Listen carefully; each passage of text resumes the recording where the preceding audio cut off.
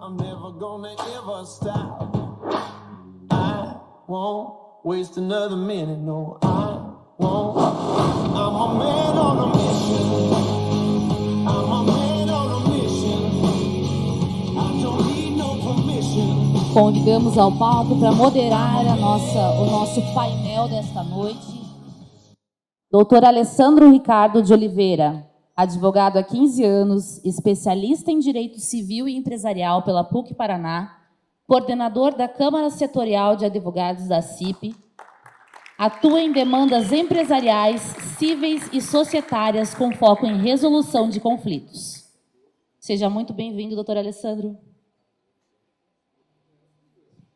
Para moderar também este painel, convidamos a senhora Andréia Genezir Machado, empresária, sócia fundadora e CEO do Grupo Veron Corporate, coordenadora da Câmara Setorial de Contadores da CIP, graduada em Ciências Contábeis com MBA em Controladoria e Finanças, além de pós-graduações e Planejamento Tributário, Gestão de Pessoas, Gerenciamento de Projetos, Auditoria Contábil e M&A. Possui mais de 25 anos de experiência, sendo 15 dedicados à liderança de equipes de alta performance e à atuação como conselheira de empresas nacionais e multinacionais. Muito bem-vinda, Andréia. Convidamos para participar e compor este painel o senhor Laudelino Johan, vice-presidente de Desenvolvimento Profissional do CRC Paraná, contador, especialista em contabilidade e finanças pela UFPR, gestão tributária pela PUC Paraná e contabilidade internacional, normas IFRS pela UFPR, atua como coordenador da AIC Consultoria Empresarial, consultor de qualidade para prestadoras de serviços contábeis e professor universitário. Autor de diversas obras na área contábil e palestrante em eventos nacionais. Seja muito bem-vindo, doutor Laudelino. Convidamos também a senhora Elisete Ferreira de Carvalho, presidente do IPM Conte, gestão 2025-2027. Empresária contábil desde 1996, fundadora da Elisete de Carvalho Contabilidade, especializada em incorporadoras e construtoras, administradora de empresas com habilitação em comércio exterior, pós-graduada em PNL e Constelação Familiar Sistêmica, coordenadora da Comissão Especial de Valorização Profissional do CRC Paraná, anos 2021 a 2023, conselheira titular do CRC Paraná 2018 a 2021, membro efetivo do Conselho Administrativo da Cooperconte e integrante da diretoria do SESCAP Paraná, atualmente na função de secretária-geral. Seja muito bem-vinda, Elisete. Convidamos também agora o senhor Ricardo Fujiwara, analista fiscal de tributos da Prefeitura de Pinhais, com mais de 20 anos de experiência em áreas como ISS da construção civil, Simples Nacional e modernização tributária, engenheiro civil, contador, mestre e doutorando em gestão da informação. Bem-vindo, Ricardo. E para compor ainda esse painel, convidamos o senhor Marlon de Souza Mendes, gerente de tributos da Prefeitura de Pinhais e fiscal de tributos com experiência em auditoria de ISS. Representa a Confederação Nacional dos Municípios, a CNM, em grupos técnicos nacionais voltados à implementação da reforma tributária sobre o consumo. Sejam todos muito bem-vindos. Doutora Andréia. Boa noite a todos. Hoje é uma satisfação muito grande tê-los aqui e também podermos estar falando de um tema tão relevante como a reforma tributária. Por favor, fiquem à vontade, sentem-se.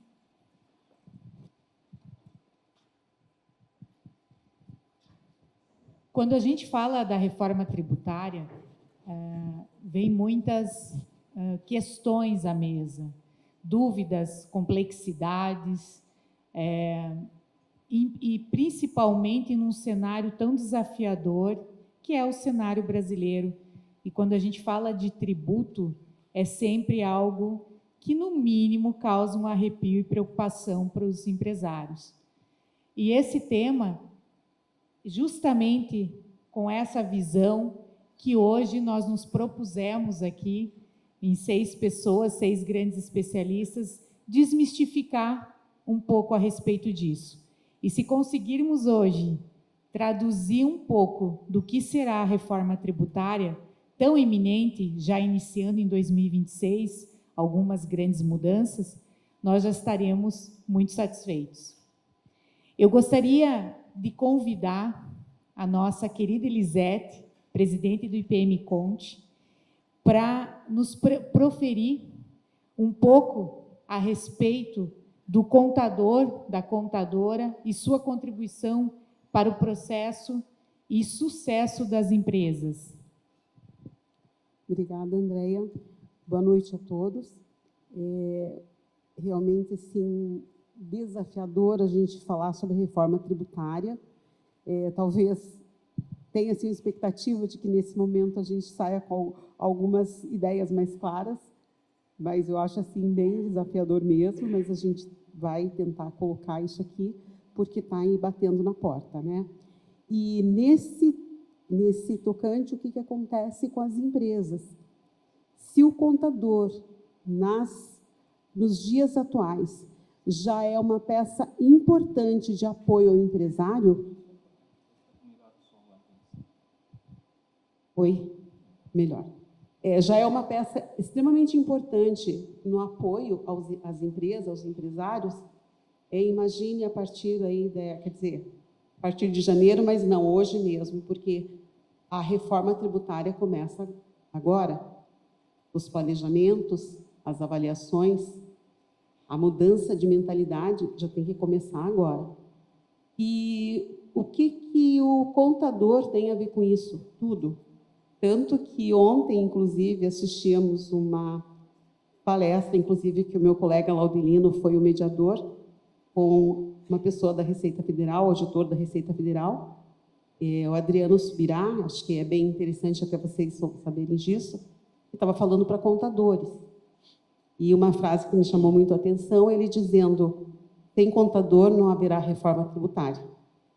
Tudo isso que é colocado, toda essa modificação na forma de arrecadação, que é extremamente monstruosa, o volume de arrecadação que isso representa centralizado em algumas pessoas, a competição sempre que houve entre os estados, que fez com que a contabilidade no Brasil seja realmente um trabalho de muita necessidade de capacitação diária.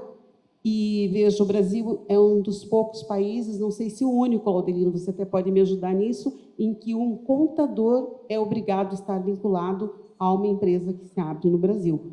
Porque a nossa complexidade tributária não permite que o empresário dê conta sozinho de fazer a gestão financeira da sua empresa, de pessoal e tributária, porque é muita coisa. Então, o que acontece já hoje? Nós estamos ao lado do empresário, né? Desde a contratação de uma equipe, porque a gente tem que estar atento a toda a parte que recai sobre uma folha de pagamento. Agora, então, com Segurança e Medicina do Trabalho, tem NR1 entrando. Então, o que acontece? Nós somos os responsáveis por zelar para que a conformidade dessa empresa esteja em ordem, a conformidade e legalidade. E o que isso tem a ver com sucesso? Tudo, porque se uma empresa começa a ter problemas por questões de impontualidade ou de aplicação de normas, de regras, de tributação, que não estejam de acordo, ela realmente não vai conseguir seguir adiante. Mas o contador não é só isso. A informação, a leitura das informações que são produzidas por uma contabilidade é fundamental para que o empresário também preste atenção e olhe para um balanço e veja onde que está, de repente, o ladrão de recursos, onde que está, por exemplo, atividades que realmente estão dando resultado. Então, parece que é tão bobo olhar para aquele monte de números numa folha de papel, que hoje, graças às tecnologias, a gente já transforma isso em gráficos, que facilita essa contextualização. Mas, veja, tudo isso é produzido pelo pessoal da contabilidade. Então, assim, eu não consigo, até porque a gente é muito focado no nosso trabalho, eu não consigo imaginar como é que seria sem isso. Desde a abertura de uma empresa, estrategicamente, a gente sempre coloca, antes de você ir lá correndo alugar o seu imóvel, vamos verificar se esse imóvel está adaptado para a atividade que você quer, porque eu já vi muitos casos em que se gastou horrores para fazer a reforma do imóvel, só que o contador avisou para ele que ele tinha que verificar primeiro se aquele local era viável a ser aprovado pela prefeitura, mas ele não quis ouvir e, de repente, chegou lá na frente e não conseguiu dar continuidade, isso representa prejuízo. Então, você veja, o contador, se ele está com o empresário desde o começo do seu negócio, ele está zelando e contribuindo para que o profissional, o empresário, tenha realmente uma gestão estratégica desde o início. A partir da reforma tributária, isso vai ser muito mais necessário, porque todas as formas de relação entre quem vende, quem compra e o próprio Estado que tributa muda totalmente, né? E, mais do que nunca, a consultoria e o assessoramento de uma boa contabilidade, né, é fundamental para vocês. Mas a boa contabilidade requer também que haja uma transparência entre empresário e contador, para que a gente possa realmente executar e orientar e fazer com que vocês tenham sucesso nos seus negócios. Então, a gente pode simplesmente dizer que esse papel para o sucesso das empresas está do começo ao fim do negócio de cada um de vocês. E algumas questões que a gente também coloca, até porque a gente entende aqui que estamos falando para empresários, é muito importante que haja também uma empatia entre você e o seu profissional de contabilidade, porque isso faz parte também do sucesso, né? Então, assim, a gente trata de pessoas, e quando eu estou falando de pessoas, eu tenho que observar, estou à vontade, me sinto à vontade para me colocar, para consultar, para ser assessorado por essa pessoa. E o mercado está cheio de gente boa, né? Aqui no Paraná, inclusive, eu me sinto orgulho de dizer, fiz parte do conselho, está aqui o Laudelino, que é o nosso vice-presidente responsável pela parte de desenvolvimento profissional, e o que é oferecido de atualizações e treinamentos para que a gente esteja realmente preparado é impressionante. Então, assim, porque a contabilidade tem um papel importante. Então, ouvir, por exemplo, de um auditor da Receita Federal, de que nós somos fundamentais nesse momento da reforma tributária, é porque também, se vocês observarem uma coisa, todo o processo novo que vai estar acontecendo, preciso que se faça auditoria de tudo isso. E quem é que vai fazer isso para vocês? Quem é que vai realmente observar se os tributos que vocês estão pagando estão de acordo com aquilo que foi proposto? Você tem que analisar se está pagando mais ou menos, vai pagar mais ou menos, porque você vai ter que mudar sua estratégia de negócio. Você vai ter que, para alguns setores, vai ter um impacto grande, para outros nem tanto, mas, de qualquer forma, tudo significa que a gente vai ter toda uma mudança de comportamento. Então, assim, está tudo aí, né, explicado no sentido de que esse profissional faz parte da vida de uma empresa, não tem jeito. Muitas empresas já percebem que, às vezes, ter a contabilidade terceirizada, talvez seja necessário mudar e trazer a contabilidade para dentro da empresa, para que haja o quê? Para que haja um acompanhamento, digamos assim, constante dentro da realidade de cada empresa. Então, Andréia, eu não sei se é o suficiente, né, da que a gente falar, porque vamos falar muito mais sobre isso, mas essa é a importância, né, do contador, que a gente até às vezes coloca assim, porque algumas profissões não têm, né, essa questão de que precisa ter um profissional vinculado obrigatoriamente, né, com uma empresa. mas o contador, pelo que a gente percebe ainda por um bom tempo, continua nessa necessidade, porque a gente fica numa situação às vezes delicada, né, Andréia? Porque a gente trabalha para o empresário, mas a gente trabalha para o governo também.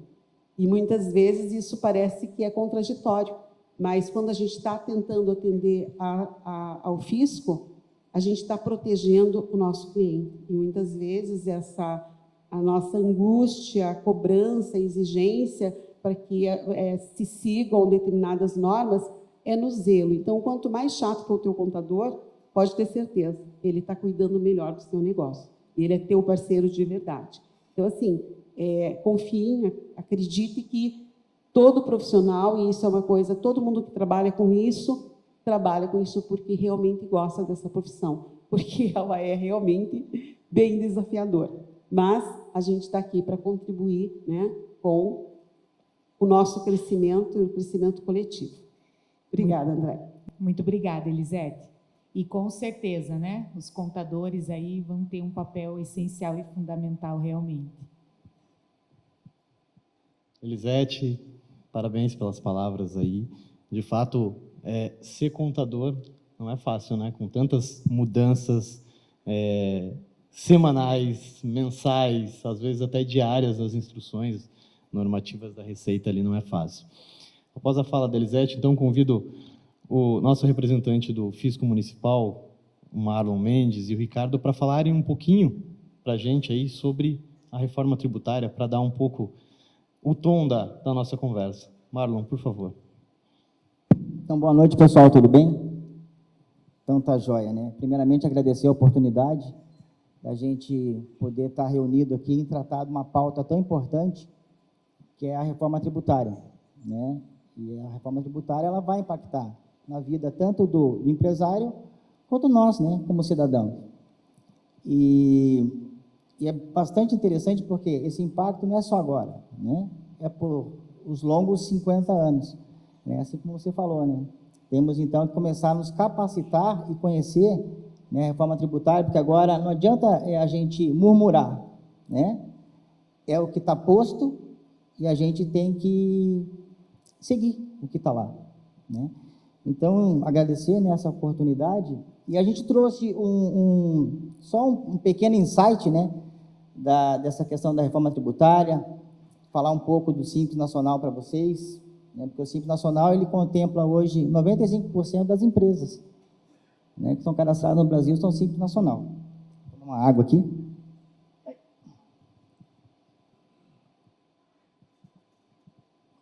Então, vamos lá. Pode passar. Vamos trazer para vocês aqui, né, a emenda constitucional, né? Qual foi os objetivos, né, em se mudar esse arcabouço que nós temos hoje de normas tributárias, né? Eu estava fazendo uma pesquisa ali, o Ricardo, hoje no Brasil existem em torno de 517 mil normas, né, desde a Constituição de 88, para vocês, contadores, advogados, nós do fisco, né, temos que estar trabalhando com esse emaranhado, né? Então, para que tudo isso, né? Nós tivemos que realmente chacoalhar um pouco tudo isso e simplificar, né? Então, a emenda constitucional, ela veio simplificar esse sistema tributário, né? Então, ela vai unificar os tributos, né? Mais à frente eu vou mostrar para vocês. Ela vem com uma novidade, que é o crédito financeiro, né? Hoje a questão do creditamento, né? Nós do ISS, isso é novidade para a gente, né? Então, a gente vem se capacitando também nessas questões. E o crédito financeiro do escritural, né? Qual que é a diferença, né? Que para você ter se apropriar desse crédito, certo? O fornecedor tem que fazer a extinção, ele tem que pagar. Isso é bom por quê? Porque diminui o custo do Brasil. Isso dá uma segurança para quem está adquirindo o produto, né? E assim ele cumpre o objetivo da reforma tributária, que é esse creditamento em cadeia, né? A outra situação também que a gente vê, a redução do número de obrigações acessórias. Basicamente, nós vamos ter uma única obrigação acessória, que é a declaração dos regimes específicos e as notas fiscais, né? Então, já vai dar um fôlego para vocês, né? Para nós todos, né? Eu digo. E a padronização, né, de todos os procedimentos, né, vai ser uma única legislação nacional. Então, com isso, não tem como o fisco fazer algo diferente, né? Até se fizer no comitê gestor, ele vai ter lá uma parte de harmonização, tá, que vai ser espécie de uma instância, né, onde as demandas que forem parar nessa instância, né, vai ser harmonizada, né, para a gente tentar não passar isso para o judicial. A outra situação, né, que a gente vê aqui, os objetivos da reforma, é tornar a tributação mais justa, né, mitigar aí a guerra fiscal entre os municípios, essa competitividade, as distorções e a ineficiência da própria sistema tributário que nós temos hoje. Questão também de estimular o crescimento econômico, né, com isso a gente melhora o ambiente de negócio, a gente consegue trazer uma empresa para uma abertura, né, com um tempo menor. Hoje a gente já vem conseguindo fazer isso. E respeitar também as particularidades setoriais, né, que é o princípio do destino. Então, para que a gente conseguisse atingir esses objetivos, foi necessário que a emenda constitucional ela partisse de alguma premissa, tá? Então, a gente trata, então, dos princípios constitucionais da reforma tributária. Vou tomar mais uma aguinha, não sou acostumado a falar. Não, Cleidson, só lá com vocês. Então, vamos lá. Então, os princípios constitucionais que a emenda constitucional trouxe foi a neutralidade, né? Isso se fala muito da neutralidade, né? Então, assim, o sistema tributário não deve distorcer, né, as decisões econômicas. No caso do ISS, vamos para o ISS é 2%, o outro município é 5%. Né? Estou interferindo nesse negócio em função da alíquota. Então, assim, ou vou para tal município e agora eu vou baixar a alíquota para aquele determinado setor. Então, isso não deve interferir. A questão da transparência, então, agora, os números eles têm que ser visíveis através do documento fiscal, vai ter lá o IBS, a CBS, o quanto isso representa a carga tributária, ela vai estar representando. Tá? Isso sem falar também na apuração assistida, né? Porque toda a nota fiscal que o fornecedor emitir, certo? Quando chegar no final do mês, ele vai ter tudo dentro de um conta corrente, operação por operação. Hoje, no ICMS, como é que funciona? Ele tem por competência, né? E agora ele vai ser apuração por apuração, em função do crédito financeiro. Aí vocês vão falar assim, nossa, mas agora vem a simplicidade. É a simplicidade, por quê? Porque a ideia é diminuir, né, realmente essa complexidade. Né? Então, nós reduzindo de que forma? Tratando ali, a gente conseguiu, através da reforma, unificar ISS, ICMS e o IPI, o PIS e o COFINS. Né? Isso nasceu o famoso IVA. Pode passar. Outro princípio constitucional, né, foi a equidade, tem que se promover a justiça fiscal. Essa questão da não cumulatividade ampla, né? Isso é bastante interessante. Por quê? Tínhamos determinados setores da economia, né, que não pagavam imposto, certo? Eles não pagavam. Então, o que isso acontece? Né? Alguém na ponta da cadeia vai pagar.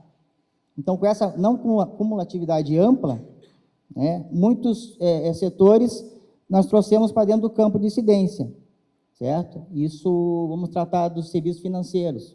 Né? Hoje, os bancos vão pagar sobre a margem. Qualquer operação de crédito, ele vai pagar o IBS em cima da margem dele, descontando lá, né, a Selic e tal. E um outro fator que foi o destino. Então, a gente sai do aspecto, me fugiu, Ricardo, o aspecto do consumo, o lugar do consumo para o destino. Tá? Então, para que se fizesse esses princípios, né, nós vamos partir de algumas premissas. Pode passar? Essas premissas, então, foi a criação do IVA-DU, né, que é o imposto sobre bens e serviços, e a CBS. Com isso, também, essas premissas, vai ser extinto, né, o ISS e o ICMS. O terceiro ali é o fim da distinção entre os setores econômicos, né, sendo todos tributados agora por um único imposto. Uma lei complementar uniforme, nacional, tá? Então, isso vem facilitar o entendimento, né? Não que não possa ter o contencioso, certo? Isso pode acontecer, até por questões de interpretação, né? Eu tive o prazer de trabalhar com alguns colegas, né, tanto do Fisco Estadual quanto dos municípios e a própria Receita Federal, na construção, né, do PLP do 68, que virou a Lei Complementar 214, e agora na 108. Então, assim, lá dentro do grupo mesmo, nós tínhamos várias divergências, né? A forma de se ler um artigo era interpretada, às vezes, de 4, né, 5 formas diferentes. A ideia ali, o deslocamento da arrecadação do local de consumo por destino, a manutenção da carga tributária e eliminação gradual aí dos incentivos fiscais, né? Eu tive em Campo Grande, né, mês passado, e lá tem muitas empresas agora de celulose. Então, tem uma fábrica lá que parece que foi 30 bilhões para se fazer essa empresa lá. E tem os benefícios fiscais. Eles perguntaram, e agora, como é que vai ficar? Né? Aos poucos, esses incentivos, eles vão ter que acabar. Pode passar. Então, a característica agora dos impostos vai ser o quê? A CBS, ela vem substituir o PIS e a COFINS, né, e o IPI, que é federal. A questão do IPI só vai ficar na Zona Franca de Manaus. O IBS vem substituir o ICMS, Imposto Estadual, e o ISS Municipal. E entrou aí agora também esse imposto seletivo. São produtos onerosos à saúde, né? A ideia é desestimular, né, o uso desses produtos, né, ou serviços que estão elencados como o imposto seletivo. Um deles é o concurso de prognósticos, né, que é as apostas, né, seja de cota fixa ou não, eles vão entrar no imposto seletivo. Então, eu trago ali agora assim, um apanhado, né, com todas as características do novo modelo tributário, que eu já falei para vocês, a base ampla de incidência, então ela alcança ali bens materiais e imateriais.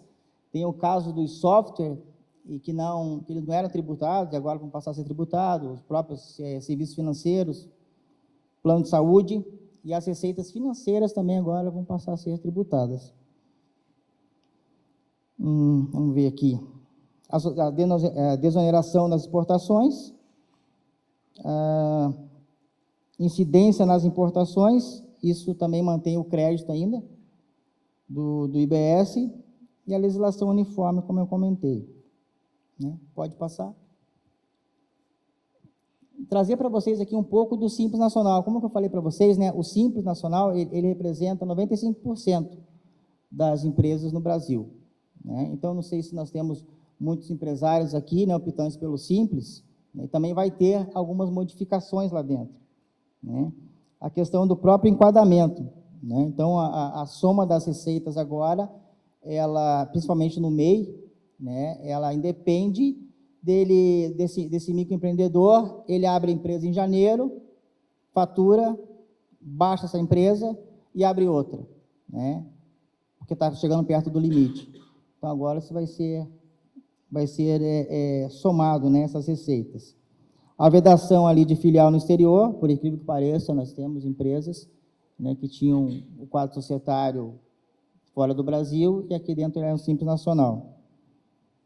A administração agora vai passar a ser pelo comitê gestor, vinculado ao Ministério da Fazenda. Isso, para nós do Fisco, né, é muito bom por questões das informações, né, porque hoje o comitê gestor do Simples Nacional, eles não têm orçamento. Então, para que a gente possa ter esses dados e orientar melhor, né, os próprios contribuintes, né, a gente precisa dessas informações. E agora, isso estando no comitê gestor, ele vai ficar mais fácil, né, para a gente conseguir, de certa forma, orientar, né, o pessoal. Ali a reforma tributária, novamente ali eu trago ali os tributos IBS e CBS, para questões disso, Foram criados novos anexos, vai ser um anexo por ano. Então, são 6 anexos vezes 5. 6 anos vezes 5 anexos, são 30 anexos que estão na legislação, um por ano, né? E isso, questão do sistema, vai ter que trabalhar cada ano com um anexo diferente, né? As obrigações agora, o compartilhamento de dados, eles têm que não tem mais essa desculpa, digamos assim, do Estado, isso daqui é sigilo fiscal. Não, né? Nós precisamos dessa informação, assim como falei, nós precisamos orientar vocês de alguma forma, né? Seja através de uma conformidade, aonde a gente pegue algo, digamos assim, que o contribuinte não entendeu ou não entregou para a tributação, a gente tem a possibilidade de falar assim, vai lá, pode fazer uma autorregularização. Pode passar. A questão do sublimite também modificou, né? Na 123, o IBS ele vai ser 3.600, e aí passou disso, né? O sublimite ele vai, aí 4.800.000 vai ser só a CBS, só o federal. Pode passar. Aqui é o período de transição, né? Uma coisa bem bacana aí, né? Então, agora, ano que vem, já começa já a alíquota teste.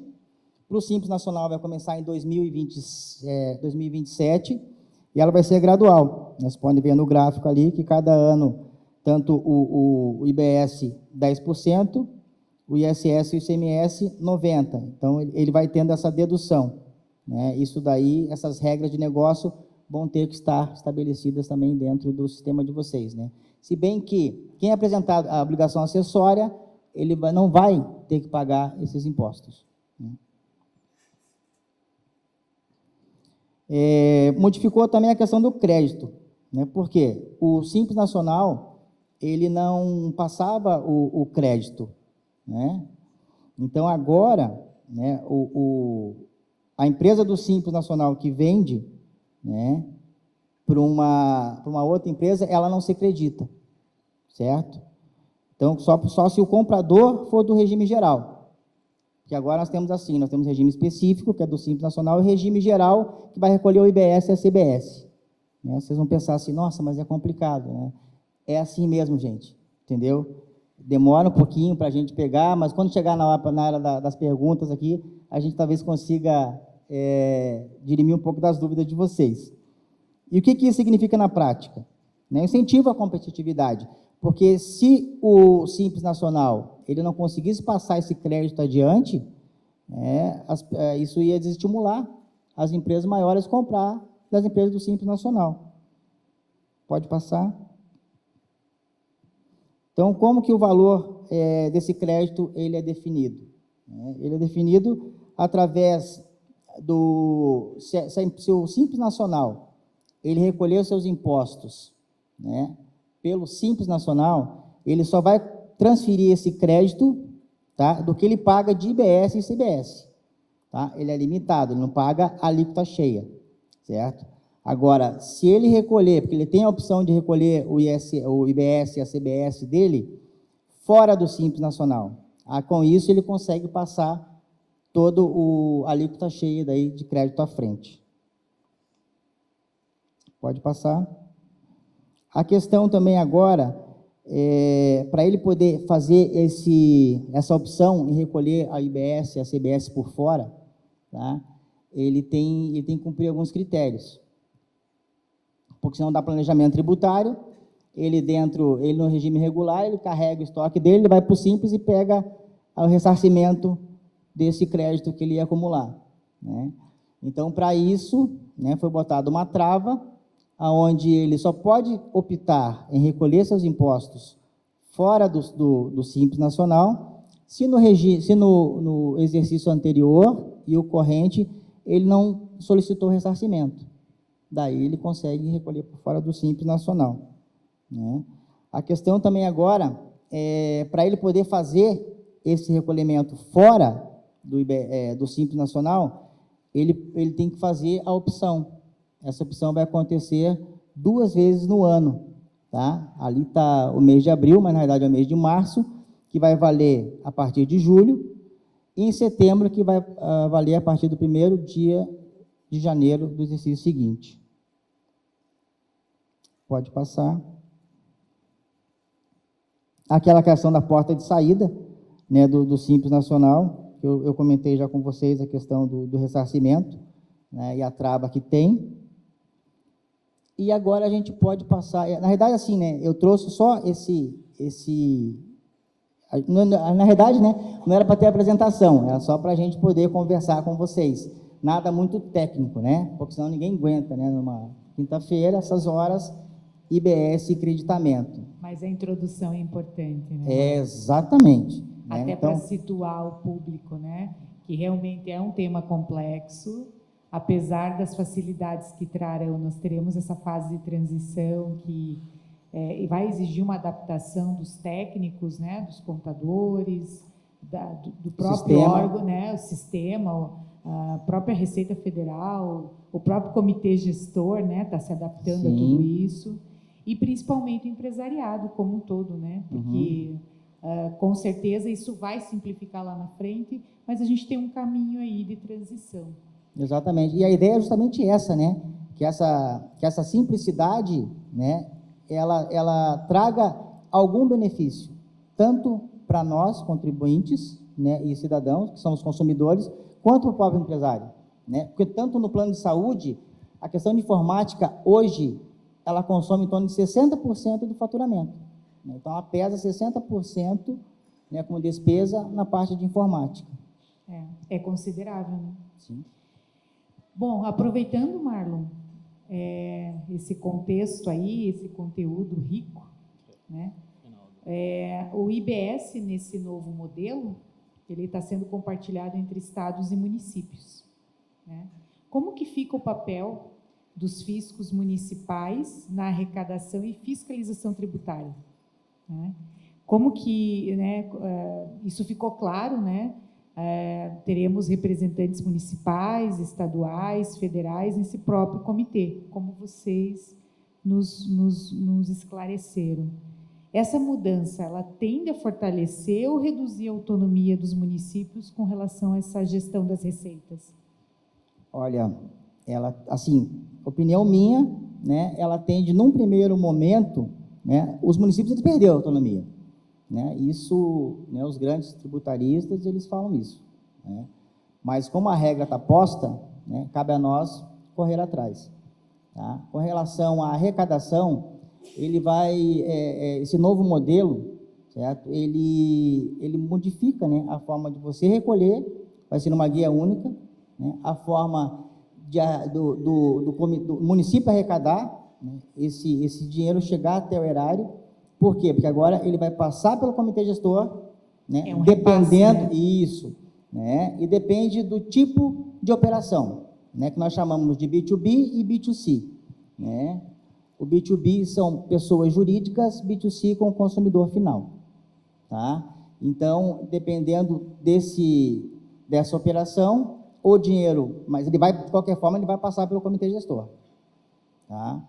O que também é bom, porque traz uma transparência muito maior, né? Sim. E um controle maior, né? Sim, a ideia é justamente essa, né? E aí, passando pelo comitê gestor, hoje, essa lei que o Pedrosa falou, né, a PLP 108, ali está a forma de distribuição desses recursos, né?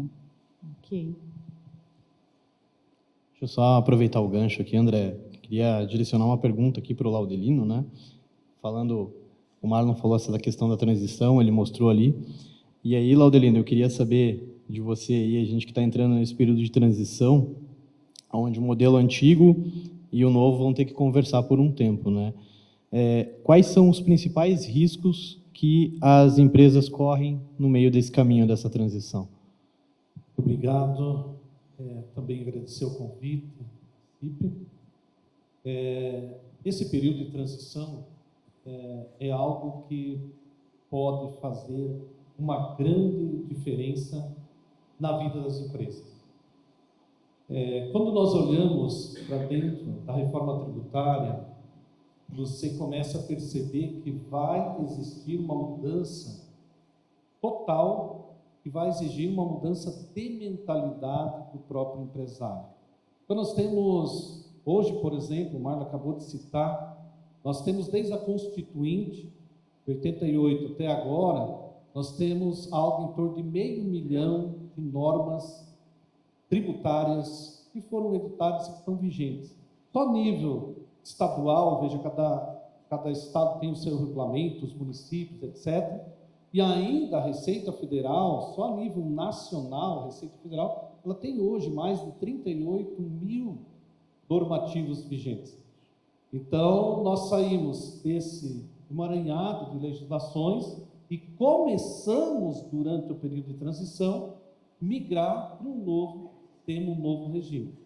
Mas nós não podemos imaginar o empresário entrando dentro desse novo sistema meramente o contador fazendo escolhas aleatórias, porque tem que ser feito um planejamento, tem que ser feito um estudo. Então, os estudos devem estar sendo feitos agora, nesse momento. Então, cada empresa precisa se preocupar, pode mudar o preço de venda, ela pode perder competitividade, a empresa pode até deixar de ser viável e sair do mercado. Por exemplo, eu estava participando de um debate só de empresas de e-commerce.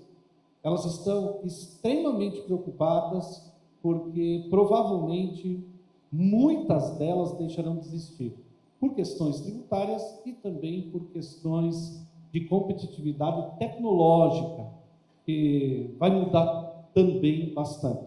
Então, eu diria, os principais cuidados nesse momento é buscar o auxílio, principalmente um contador, um advogado, um administrador que entenda de tributos, ou algum outro especialista, para que possa fazer essa análise, esse estudo, para que ele possa efetivamente colher. Porque nós podemos olhar para a reforma tributária como um grande desafio, mas também podemos olhar como uma grande oportunidade.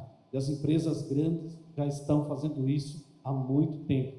Eu trabalho bastante com consultoria e as empresas grandes, elas estão já mergulhadas nisso, nós estamos fazendo um trabalho forte. Eu queria recomendar a cada um de vocês que estão nessa noite conosco, que procurem os seus contadores. O Conselho Regional de Contabilidade, ele está mergulhado, preparando os contadores, para que os contadores possam efetivamente contribuir cada vez mais com o sucesso dessas organizações. Sensacional.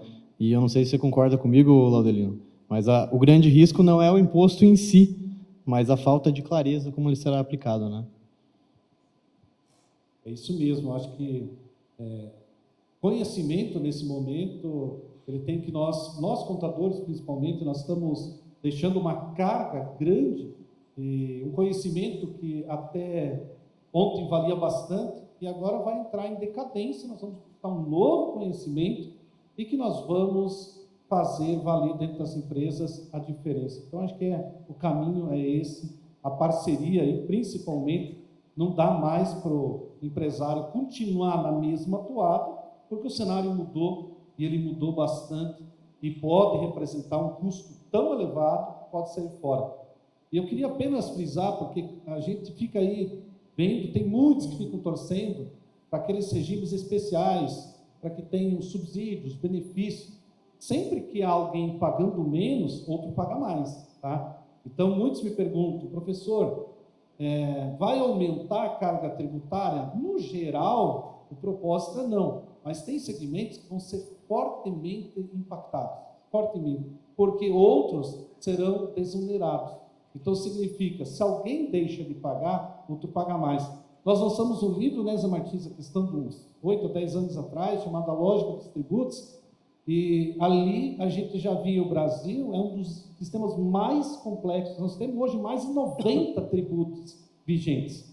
Então, significa o poder arrecadatório é grande e esse novo sistema vai ser mais fácil de entender, mas certamente tem que se preparar para entrar nele.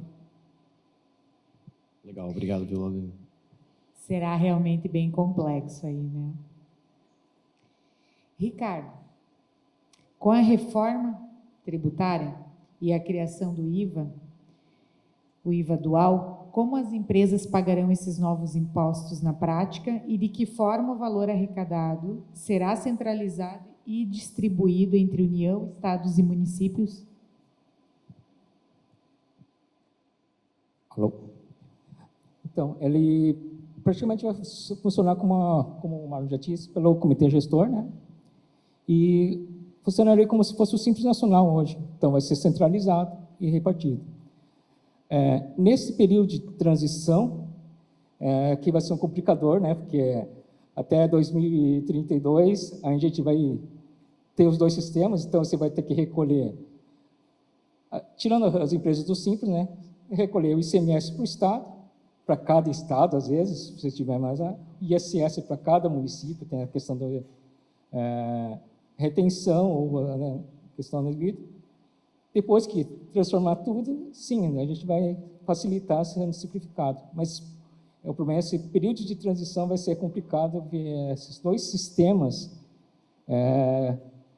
sendo tratados juntos. Então, regras diferentes, então, vão ser, até 2032, complicado para os contadores, para os advogados e para o fisco também, né, porque essa migração parcial é tudo novo, a gente tem que se capacitar e tratar os dois sistemas. Então, a gente vai fiscalizar tanto o ISS também como o IBS, então, nesse período vai ser...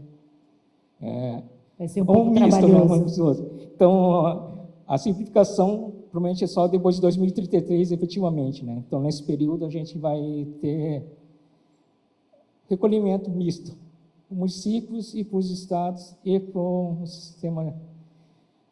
Na questão do IBS, provavelmente vai ser um sistema automatizado, vai facilitar esse recolhimento, até porque vai ser mais a questão financeira, né?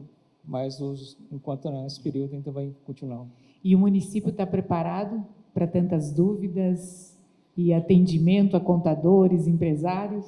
Então, hoje tem o Marlon que está no comitê gestor, que facilita, né? Porque, sabe que hoje eu estava numa reunião, aí tem uma procuradora de Blumenau, a doutora Cleide, e ela questionou justamente isso, né?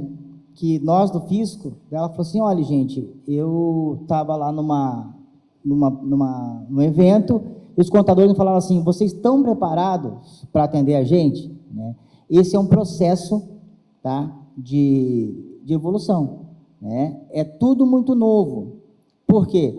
Nós temos uma não cumulatividade ampla, nós temos operações que não eram incidentes, vão passar a ser incidentes, certo? O bom, né, que nós temos uma única legislação. Então, isso vai facilitar, né? Nós estamos buscando nos capacitar, né, tanto é que nós estamos fazendo parte de todo esse processo, né, junto ao pré-comitê gestor, justamente para a gente trazer isso para dentro dos nossos, né, os nossos pares ali, os outros colegas nossos, para a gente poder atender vocês da melhor forma. Né? E esse evento, eu acho muito bacana isso, onde a gente coloca os contadores, né, o pessoal, os empresários, né, e o pessoal do fisco junto, porque às vezes o pessoal pensa assim, não, o fiscal só quer meter a caneta. Né? E a gente estava até conversando com o Laudelino antes, e isso mudou. Né? A forma do fisco agir hoje, ele está querendo colocar muitas questões de conformidade, né? O compliance, para quê? Para que vocês errem menos, certo? Porque o próprio sistema hoje faz com que vocês errem. Né? Eu achei muito legal que Porto Alegre não, o Rio Grande do Sul fez. O estado do Rio Grande do Sul, eles fizeram um trabalho, né, e foram verificar assim, quais foram as maiores atuações. As maiores atuações foram obrigações acessórias. O que mais gerava atuação era obrigação acessória. Aí eles falaram assim, mas por quê? Né? O sistema estava induzindo todo mundo ao erro. Né? E quem paga? Quem paga é o empresário. Né? Pagando, o empresário tendo a arcar com esse custo, digamos assim, ele tem que passar esse custo adiante. Né? Então, eu vejo com bons olhos, né, essa simplificação. Né? E a gente está se capacitando para isso. Ok, Deixa eu aproveitar o gancho aqui do Marlon, falando em dúvidas, falando em sistemas e tudo mais. Com a mudança, Marlon, com a reforma tributária, a princípio, o sistema de emissão de notas, a tendência é que ele seja nacional. Hoje, os prestadores de serviços aqui no município de Pinhais utilizam o sistema da prefeitura para emissão de notas. Quem é MEI já utiliza a plataforma nacional para emissão de notas. Como que vai funcionar aqui no município de Pinhais após a reforma? Veja, nós já estamos integrados com o ambiente de dados nacional desde 2022. Né? Então, assim, justamente por essa confiança, né, que o nosso diretor tem, o Eucledson, o secretário Pedrosa, e quando nós levamos essa demanda, disse, não, podem tocar. Né? Então, assim, nós estamos desde 2022 mandando para o ADN. Né? Por quê? Qual que é a diferença, pessoal? Né? Vocês estão emitindo nota, vocês não estão enxergando diferença nenhuma, porque vocês entram no emissor do município, emitem suas notas e está tudo certo. Só que internamente nós temos uma API com o Banco de Dados Nacional, onde a gente manda essas notas e informações para lá, e pegamos as notas fiscais que estão nessa base de dados nacional, onde Pinhais configure como tomador ou intermediário. Né? E vai precisar ter essas informações na base nacional, tá? Por conta da alíquota. Né? A alíquota de testes, eles vão pegar tudo através das notas fiscais. E aí, saindo na frente, então. Quer complementar, Rick? Então, nesses últimos dias, até a demanda para os contadores perguntando justamente essa questão da dúvida, né? Porque como Curitiba está migrando para o emissor nacional, uma primeira parte já é as sociedades profissionais, agora em outubro, já começaram a emitir pelo sistema nacional, perguntando se, como tem muitos contadores atendendo empresas de Pinhais, são de Curitiba, se Pinhais vai alterar o sistema. Não, a Pinhais vai manter o emissor próprio, né? E justamente vai fazer essa conversão para o padrão nacional. A gente vai seguir todas as características do padrão nacional, vai constar o IBS, o CBS, até para as empresas que usam via integração com o novo sistema nosso municipal, já estão fazendo teste, né? Então, se alguma empresa tiver algum problema, pode entrar em contato com a prefeitura, já está fazendo teste com novas campos, integrando o IBS e o CBS. A gente espera que agora, para novembro, também esses novos campos que emitem para o sistema da prefeitura já vão provavelmente estar disponíveis ou já tem uma informação de como que vai proceder a partir de 1º de janeiro.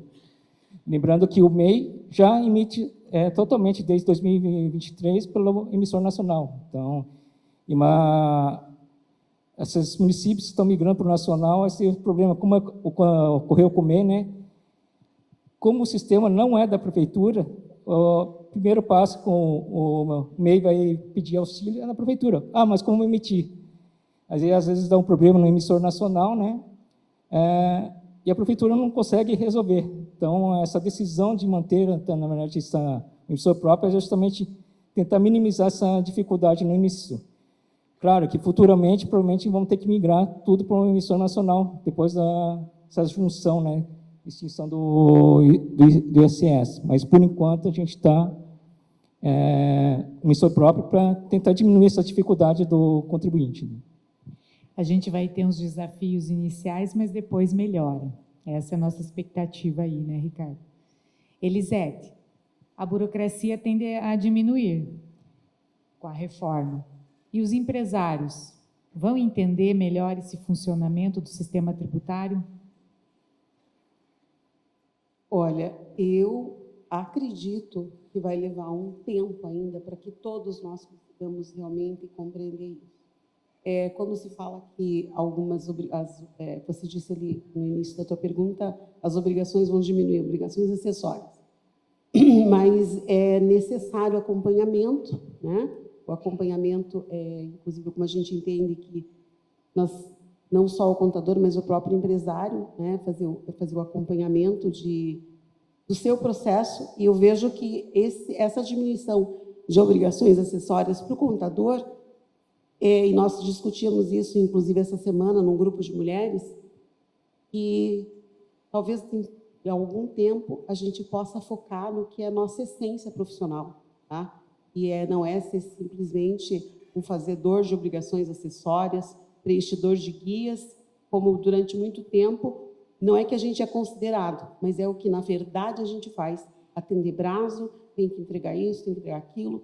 E a nossa essência profissional, que é realmente produzir relatórios contábeis com eficiência, a ensinar o empresário, ou pelo menos contribuir com o empresário, para que essas análises aconteçam e ele utilize isso efetivamente na gestão. E aqui eu me dirijo assim, não a grande empresário, mas o médio pequeno empresário, que também está sempre assim no susto, né? E o que acontece? Primeiro ele faz, depois ele conta para a gente que fez. Aí a nota estava errada. E aí você tem que, digamos assim... Quando há tempo para às vezes consertar. tem tempo de né? consertar. Então, eu vejo assim, que esse tempo, eu acho que ainda vai levar um tempo, porque todo esse processo que vai acontecer realmente vai finalizar em 2033. Então, assim, mas nós estávamos felizes assim, no sentido de perceber. Quem sabe, daqui para frente, a gente possa ser profissional de contabilidade em sua essência, né? De fazer análise tributária, ajudar realmente o empresário a decifrar isso. E tem um outro aspecto também que a gente entende extremamente importante. A tecnologia tem que estar dormindo com você todo dia. Então, a gente tem que compreender também que esse analfabetismo digital, uma grande parte ainda está adotando na sua vida, e isso aí eu falo assim de forma muito objetiva para os empresários, e nós precisamos ter informações em tempo real. Então, assim, não é ficar esperando passar o mês para você me enviar arquivo, como geralmente acontece, e o contador ficar cobrando documentação, não. Sistemas efetivos, inteligência artificial ajudando o empresário dentro da empresa e dentro dos escritórios, porque o que a gente percebe? O fisco está fazendo isso com muita eficiência. Isso eu sempre falo para o meu cliente. O fisco já faz tempo que está investido em tecnologia. E a reforma tributária só está sendo possível porque foi investido milhões para unificar sistemas, né? O próprio sistema da nota fiscal de serviço, que já vem acontecendo, é um teste disso, mas o próprio Simples Nacional, de alguma forma, é uma centralização que já acontece há algum tempo. Então, e o empresário, o médio empresário, que me dirijo ao médio e pequeno empresário, muitas vezes não faz essa gestão tecnológica dentro da sua empresa. Então, assim, ainda não acredito que essa questão dessas reduções, seja redução de obrigações acessórias, tenha tanto impacto, porque a gente vai ter muita coisa para fazer. Daqui um tempo, sim, é para simplificar. E uma outra análise também que a gente tem que fazer é que eu acredito que vai haver um respeito muito grande entre empresário, contador e o fisco, porque todo mundo vai ter que se debruçar em cima de uma mudança que impacta todo mundo. E como até o Laudelino comentou, tem muitas empresas que, se não fizerem a lição de casa, de observar como é que está o seu processo está otimizado, ele vai ter que correr, porque pode, sim, em alguns segmentos ter uma carga tributária e ele vai ter que correr para reduzir seus custos. Começa pelo nosso próprio trabalho, nosso próprio escritório. Vai haver setores de serviço que a gente percebe que vai ser um dos mais impactados inicialmente. Como é que você vai fazer para compensar isso? Você tem que investir na tecnologia para reduzir mão de obra, não tem jeito, tá? Então, assim, é muita coisa, daria muitas horas para a gente conversar sobre isso, mas é importante esse olhar. Acho que o empresário tem que ter esse olhar e realmente, se já não começou a fazer nenhum planejamento, está atrasado. Se não pensou o que vai fazer dentro da sua empresa, já tá atrasado, porque não tem mais volta. A base é essa, né, Elisete? Planejamento. Planejamento. Então, assim, esta parte do planejamento estratégico, planejamento tributário, tá? E nós podemos e vamos atuar. Esse tem que ser o nosso foco, porque é através disso que as empresas vão conseguir corrigir o rumo e mudar o que for necessário. Pegando esse ensejo da Elisete, Laudelino, você mencionou aqui para nós com relação à simplificação, né, eminente, e um pouco dessa guerra dos benefícios fiscais, né, dos estados, os tratamentos diferenciados, os e-commerces, Compete, Paraná Competitivo, TTD em Santa Catarina, enfim, tudo isso. E esses regimes especiais aí pelo Brasil afora trazem não só para as empresas daqui benefícios significativos que impactam a precificação, o dia a dia, a própria operação, mas também atrai empresas de fora, né? Você, na tua visão, você enxerga que todo esse cenário novo ainda vai ser um atrativo para essas empresas que vêm de fora? Bem, eu acho que tem 2 pontos que nós temos que considerar quando olhamos o impacto, principalmente em relação a benefícios fiscais, que a gente vê que a própria reforma vai reduzir muito, talvez não consiga acabar por completo a guerra fiscal, mas reduzirá sensivelmente. Eu acho que aqui tem o lado positivo, então significa que vamos estar em paridade, municípios, estados, todos vão estar em igualdade, vamos dizer assim, tributária e competitividade. Mas, por outro lado, nós certamente, dentro de 10 anos, ou até menos, nós vamos ver no Brasil municípios talvez entrarem quase em colapso. Por quê? Hoje, se não tiver benefícios fiscais, determinados lugares do Brasil, eles não conseguem, por si só, atrair investimentos. Nenhuma empresa multinacional ou nacional vai fazer investimentos em determinados lugares se não tiver benefício. Então, quando a gente olha, sempre que acontece uma reforma, e nesse caso estamos diante de uma reforma grande, ela traz impactos positivos e negativos. Então, cada município, cada estado vai precisar repensar suas estratégias. Aqueles que dependiam muito de incentivo fiscal vão ter que repensar. E, claro, isso vale para setores também. Quando nós olhamos para setores da economia, nós podemos fazer essa análise também. E, claro, que teve setores que tiveram um lobby fortíssimo em Brasília e conseguiram reduzir a sua carga, conseguiram manter benefícios dentro da reforma tributária e, claro, que esse benefício que, de um lado, ocorre, de outro lado, paga-se mais. E os empresários que hoje estão conosco aqui, são da área de serviços, por exemplo, provavelmente vão pagar mais. E já, por outro lado, também, olhando para o setor construção civil, por exemplo, a tendência, me parece que talvez seja pagar até mais. Mercado imobiliário também, aqueles que trabalharam muito com holding familiares, etc., tem que repensar tudo também, porque todos são setores afetados. Então, significa, há uma reforma, o que nós precisamos é buscar o conhecimento, antecipar, trazer aquele futuro para hoje. Isso é possível. E, claro, com isso, certamente, as empresas vão repensar. Então, eu vejo com muita naturalidade que determinadas empresas vão sair de determinados lugares, que às vezes o lugar só era interessante por causa do benefício, e ele vai vir para outro lugar.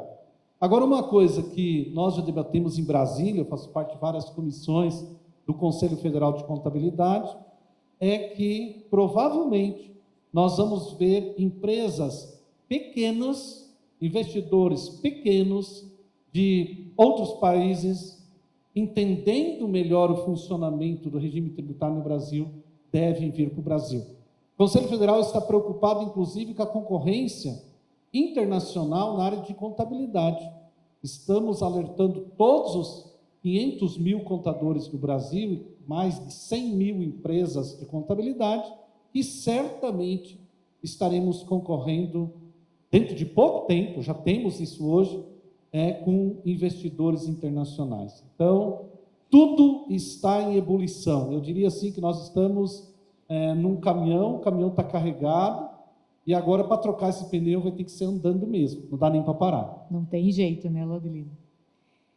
Doutor Alessandro, vou quebrar um pouco o protocolo e direcionar para o doutor aqui uma pergunta. Toda grande mudança, ela traz um pouco de insegurança, né? Quais são os principais pontos, do ponto de vista jurídico, que podem surgir com a reforma e como as empresas podem se preparar para evitar possíveis problemas, sejam contratuais, sejam no sentido até de uma adaptação ao novo sistema, né? Interpretação, eventualmente recolhimentos equivocados, enfim, vai ser um cenário, como o Laudelino falou, vai ser ebulição total, né? Exatamente, André. Toda mudança, ela causa um desconforto, ela causa uma insegurança. Quando a gente tem a reforma tributária, uma mudança legislativa, não é diferente, né? Então, está todo mundo preocupado com isso, quer correr atrás, quer saber o que eu vou fazer agora e tudo mais. Eu vi a Elisete falando aqui, e na advocacia não é diferente. O cliente procura a gente quando a bomba já explodiu, tá?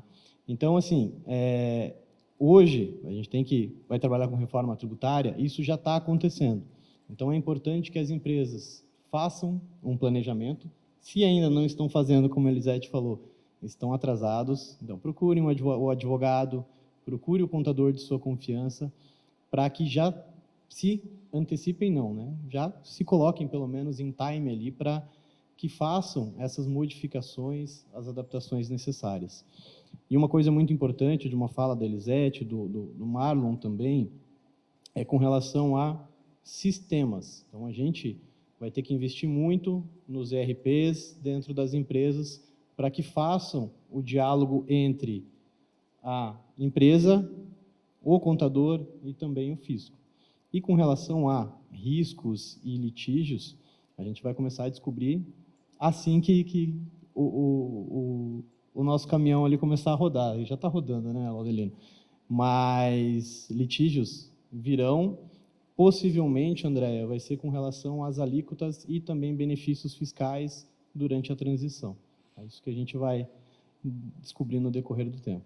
Mas a palavra hoje é planejamento. Essa oportunidade, né, nessa 8ª semana empresarial, realmente é única, traz não só o fisco, contadores, advogados, para esse tema central, para esse protagonismo, mas principalmente para vocês empresários que no dia a dia precisam tomar decisões, precisam se manter no mercado, competitivos, e também para o consumidor final, afinal de contas, todos serão impactados, né?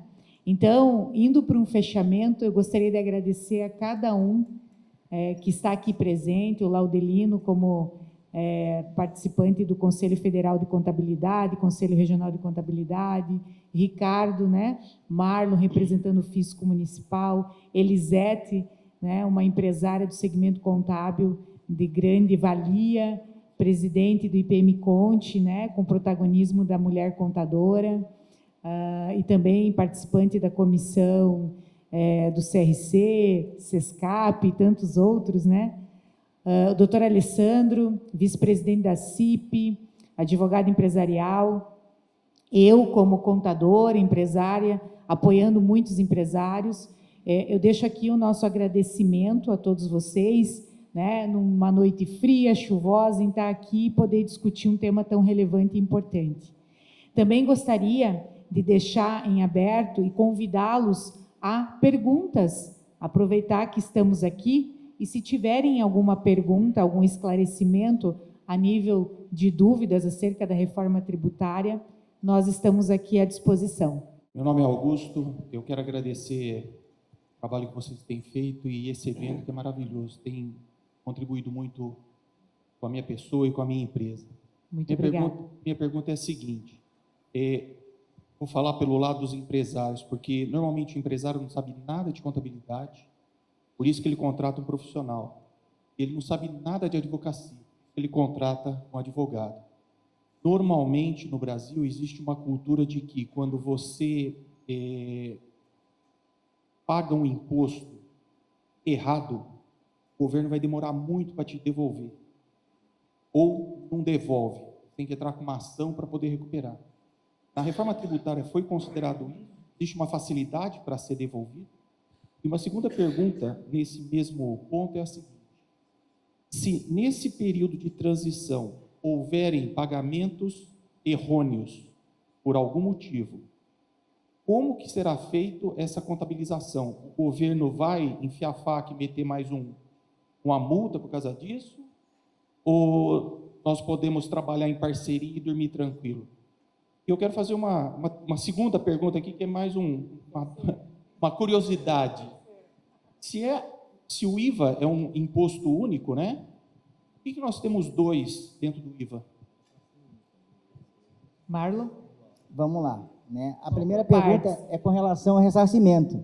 Né? O ressarcimento hoje, eles querem devolver esse valor, né, em até 3 dias. A ideia é que depois que os motores de regras da reforma tributária estiver funcionando, eles querem trazer isso em 1 ou 2 dias. Né? Com relação à atuação... Automático. Tá? Automático. Porque, assim, tudo você vai ter conhecimento agora. Como é imposto de renda, tá? Que você entra lá, tem um pré-preenchido, então vai ter apuração assistida.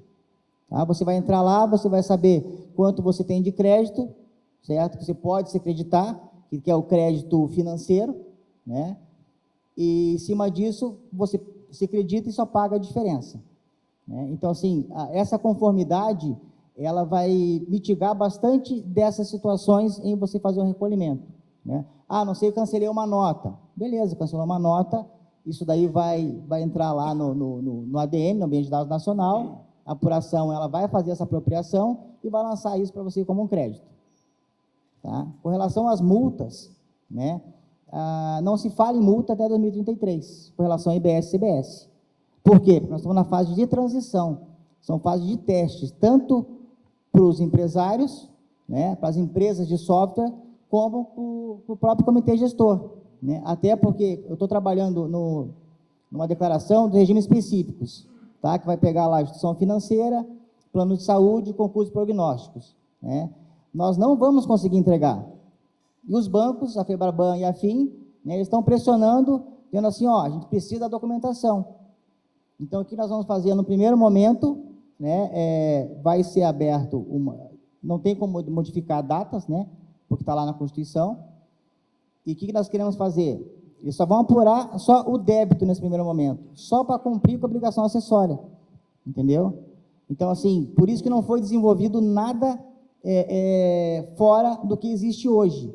As notas do Estado permanecem as mesmas, a nota do município permanece a mesma, tá? Só com os ajustes IBS, CBS, como o Ricardo falou, e a partir de 2033, aí sim, aí vai todo mundo para um ambiente nacional. Aí vai ser gerenciado pelo comitê gestor, o comitê gestor já vai estar em pé, se Deus quiser, né? E por aí vai. E qual que era a terceira?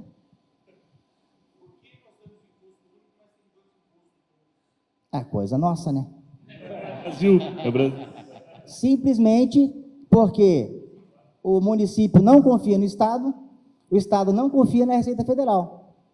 Entendeu? Então, assim, nós vamos entender como os irmãos siameses, né? É um corpo e 2 cabeças, né? Todos os atos praticados lá dentro, né, é CBS e IBS, porque a base de cálculo é a mesma. Então, assim, lá no comitê gestor vão ter os representantes dos estados, dos municípios, como o Pedrosa falou, né, e o pessoal da Receita Federal. Então, é só por isso, é coisa nossa aqui mesmo. E a alíquota, na verdade, sim, você vai ter uma alíquota municipal e uma alíquota estadual do IBS. Então, na verdade, assim, pode ter padronização, mas cada município vai ter uma alíquota e cada estado vai ter uma alíquota... Conceito de partilha, né? Então, quando você vai calcular o IBS, vai ter uma alíquota devido a Pinhais, então a alíquota de Pinhais mais a alíquota do Paraná. Então, tem que somar as 2 alíquotas. E o CBS, na verdade, está substituindo as contribuições, na verdade, então, que é da Receita Federal. Então, essa parte de ser uma alíquota única para o Brasil todo. Então. E se não devolverem teu dinheiro, você já sabe, né? Liga para o advogado lá. E só assim, tem todo esse período de transição, então, isso aí é a parte da restituição do IBS, né? O ISS e o ICMS ainda continuam, e depois que vencer ainda tem uns 5 anos para poder lançar e ter todas aquelas demandas que estão no judicial, no CARF, na Receita. Então, o 32 acaba, mas para o contador e para o advogado ainda vão continuar para mais uns 10, 15 anos para frente. Em Laudelino, esse caminhão vai longe, hein? Esse caminhão vai longe. Excelente noite, eu me chamo Gabriel. quero parabenizar mais uma 8ª Semana Empresarial. É uma pergunta versus curiosidade, né? Eu moro em Pinhais há 30 anos. Né?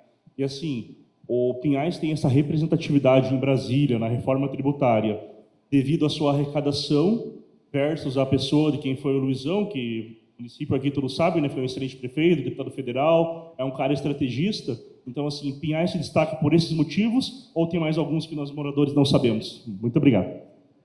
Eu, como estou lá também há 30 anos, cheguei novinho no município, eu entendo, tá? Eu sempre converso com os colegas, eu vejo o seguinte, isso é uma sucessão de acertos, né? E competência e seriedade, tanto da administração quanto dos servidores, né? Porque, assim, sem os servidores, as coisas não acontecem, né? Assim como os empresários hoje, dentro do município, vocês geram emprego e renda, né? Nós, como parte do fisco, nós também temos essa vinculação de ofício, né? Em gerar renda também, para que a própria prefeitura ela consiga colocar em prática as suas políticas públicas, né?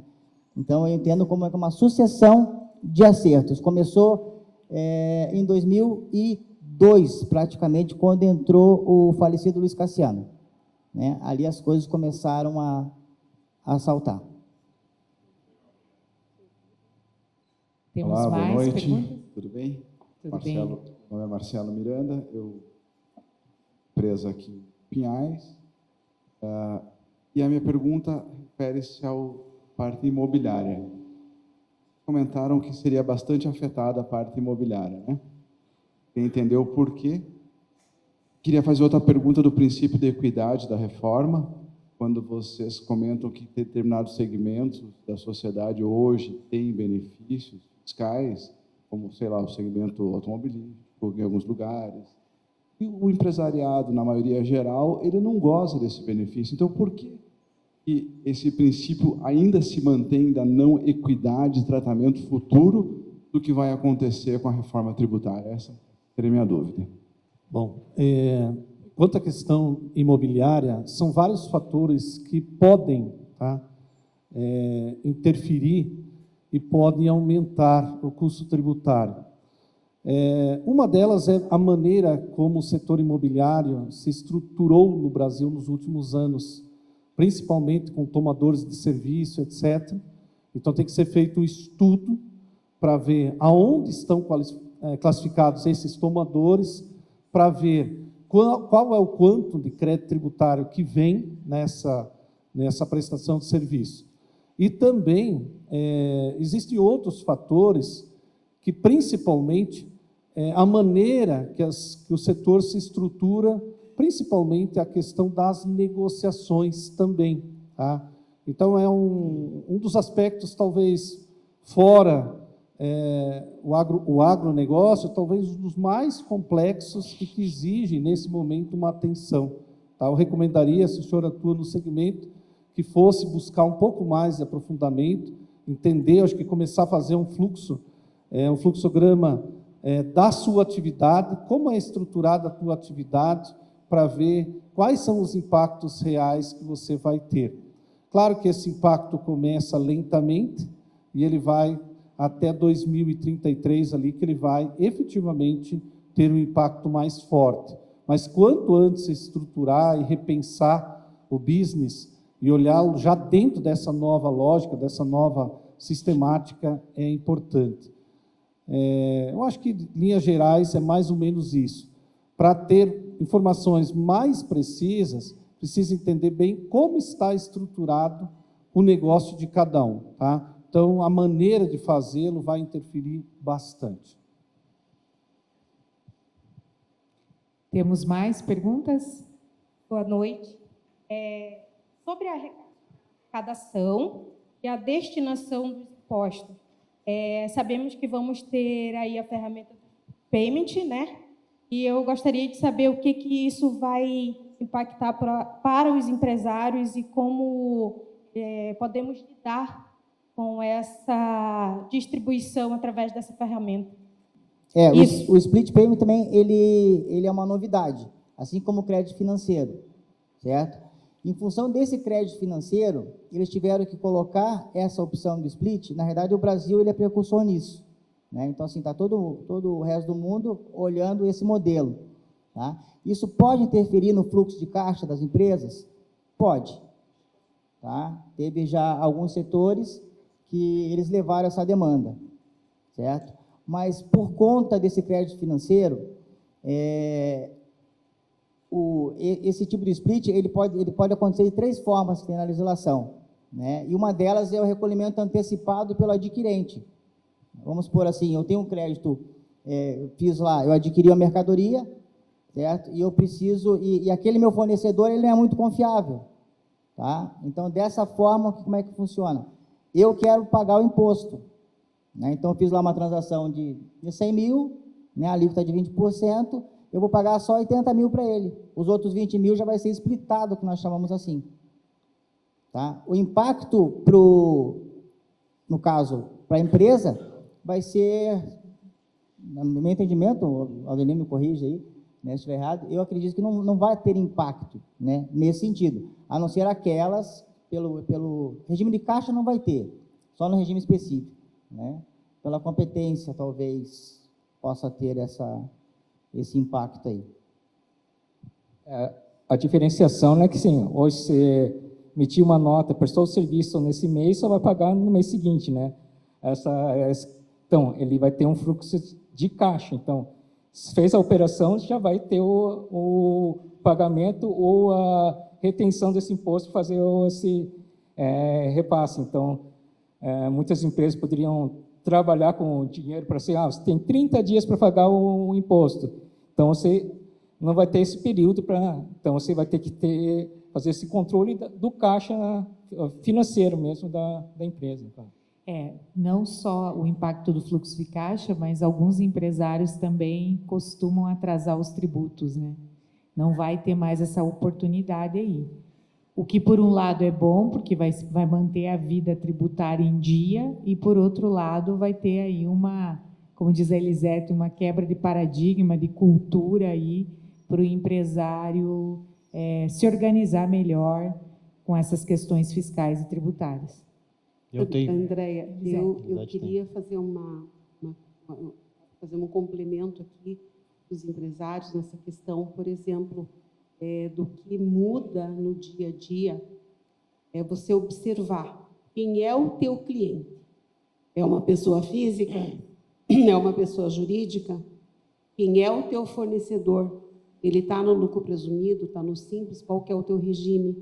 Então, esses planejamentos que a gente fala é olhar esse cenário, como foi dito aqui, às vezes o fornecedor não é tão confiável, não recolheu o imposto no tempo certo, você vai ficar sem o crédito até que ele pague, e isso que a gente diz que impacta o fluxo de caixa. Então, assim, essa análise é fundamental, porque para você ali, como você colocou, vai ter cada 6 meses, você pode migrar de regime, né? Então, você tem que estar fazendo uma análise constante, assim, o que a gente vê, por exemplo, eu trabalho com incorporadoras no ramo de construção civil e, assim, grande parte dos empreiteiros hoje estão no simples, tá? Como é que vai ser o crédito que vem de lá, né? Os meus fornecedores são, a maior parte dos meus prestadores de serviço são funcionários registrados, que crédito eu tenho deles? Nenhum. E a gente vê que a pejotização também vai ser algo que pode até acelerar por conta de ter créditos. Então, essa análise tributária ela vai ser extremamente importante. Olhar para quem eu vendo, de quem eu compro, qual que é o meu regime e qual que é o regime deles. Quando eu falo se é pessoa física, né? Se é pessoa jurídica, e se eu compro, é lucro presumido real, é simples nacional, é MEI, eu tenho que olhar para isso, tá? Por conta desses créditos. Acho que era bem importante a gente trazer isso aqui. Com certeza, Elisete. E pegando esse teu gancho, até para iniciar negócios, né, empreender, será que a minha atividade, como que vai ser essa alíquota, né? O Laudelino falou que já existe aí, no próprio processo, né, da LP, aí já existiu um lobby muito forte voltado para defender o seu segmento e minimizar o impacto da reforma. E a gente sabe que, no Brasil, a maior parte das empresas são empresas de serviço e optantes do simples. Então, realmente, na maior parte, os mais impactados. Então, olhar para isso com cautela, com planejamento, com análise e com uma boa assessoria contábil, tributária, empresarial, jurídica aí. André, Mas eu gostaria... Vou quebrar só o protocolo. Eu tenho uma última pergunta, eu estava olhando aqui, tem umas colegas aqui que são contadoras também, e direciono para você, Andréia, presidente da Câmara Setorial dos Contadores aqui, né? Qual que é o papel e o protagonismo da mulher contadora na reforma tributária? Bom, eu vou usar um pouco as palavras da minha presidente aí, IPM Conte, que é o Instituto Paranaense da Mulher Contabilista. Eu acho que o papel da mulher contadora é essa capacidade, né, Elisete, que a gente tem de olhar o todo e poder auxiliar os empresários e empresárias no dia a dia dos seus negócios, olhando para a equipe, né, para as pessoas que estão lá e para o resultado que a gente pode contribuir. Então, é sempre um desafio ser mulher profissional e dentro de um cenário aí de quantos mil contadores, Laudelino, no Brasil? 500 mil. Quantos são mulheres? 47%. Estamos relevantes, né? E a cada dia isso vem se propagando e é sempre uma honra poder fazer parte desse meio, né, técnico, acadêmico e estudioso que é o mundo da contabilidade. Parabéns pelo trabalho de vocês, parabéns, Elisete, parabéns, André. Obrigada. Eu gostaria de agradecer a todos vocês que estiveram aqui conosco nesse momento aí, na 8ª Semana Empresarial, e dizer que a gente está muito feliz de poder fazer parte e compartilhar um pouco do nosso conhecimento técnico com todos vocês. Muito obrigada. Nós que agradecemos esse conhecimento, essa disponibilidade. Eu peço que todos fiquem em pé. Recebam aplausos calorosos dessa plateia que teve a oportunidade de ter esse momento hoje. Muito obrigada. Eu acho que podia tirar uma foto agora também, né, dos nossos painelistas. Obrigada por compartilhar conosco, por responder às dúvidas do público e estar à disposição aí, pessoal.